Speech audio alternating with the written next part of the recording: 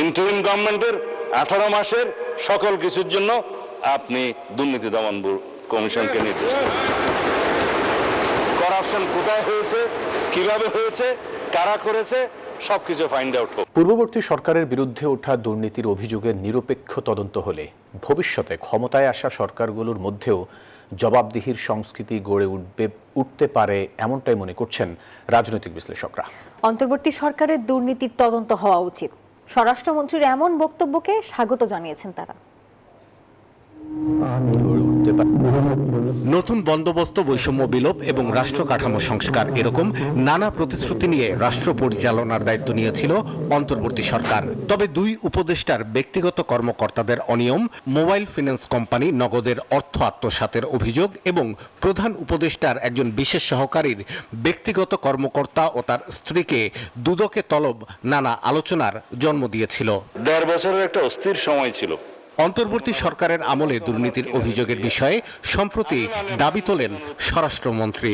Interim গভর্নমেন্টের 18 মাসের সকল কিছুর জন্য আপনি দুর্নীতি দমন কমিশনকে নির্দেশ দিন। করাপশন কোথায় হয়েছে, কিভাবে হয়েছে, কারা করেছে, সবকিছু ফাইন্ড আউট হোক। এদিকে টিআইবি বলছে 2024 সালের নভেম্বর থেকে 25 সালের অক্টোবর পর্যন্ত দেশের সরকারি এবং আধা সরকারি খাতে দুর্নীতি হয়েছে 12,000 কোটি টাকার বেশি। দুদক ওই তদন্ত খতিয়ে দেখুক, এমনটাই চায় সরকার বলে জানিয়েছেন প্রধানমন্ত্রীর উপদেষ্টা ডাক্তার জাহিদুর রহমান। মাননীয় স্বরাষ্ট্রমন্ত্রী এই আলাপটা তুলেছেন, কিন্তু আমি রাজার এভাবে বলতে চাই যে দুদকের উচিত হবে সে একটা স্বাধীন কমিশন হিসেবে, যখন দুদক গঠিত হবে স্বাধীন কমিশন হিসেবে এটা তার মতো করে তদন্ত করা, কারণ প্রচুর অভিযোগ তো আসলে আছে। সরকারের দিক থেকে এটাকে বাধা দেওয়ার তো প্রশ্নই আসে না। রাজনৈতিক বিশ্লেষক এবং আইনজীবীরা বলছেন, দুর্নীতির বিরুদ্ধে জিরো টলারেন্স ঘোষণা দেয়া অন্তর্বর্তী সরকারের বিরুদ্ধে এমন অভিযোগ ওঠা হতাশাজনক।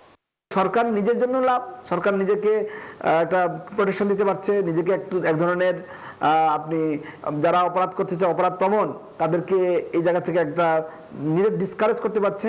আবার অন্যদিকে গত সরকারেরও একটা যাচাই বাছাই হচ্ছে, জনগণ যে আমরা অনেক সময় বলি রিউমার, অনেক সময় বলি এগুলো মিথ্যা কথা, আর কি সত্য না মিথ্যা, পুরো বিষয়টা যদি আমাদের কাছে ক্লিয়ার করে বর্তমান মেইন সরকার, আমি মনে করি জনগণ সাধুবাদ দিবে। যে যেই জিনিসগুলো আমরা গত অন্তর্বর্তীকারী সরকারের সময় আমরা প্রতিদিন মিডিয়াতে দেখেছি, বড় বড় লোকজন কে কোথায় কত টাকা দুর্নীতি করেছে, এই জিনিসগুলো নিয়ে দুদক আমরা দেখেছি যে দুদক মামলাও করেছে।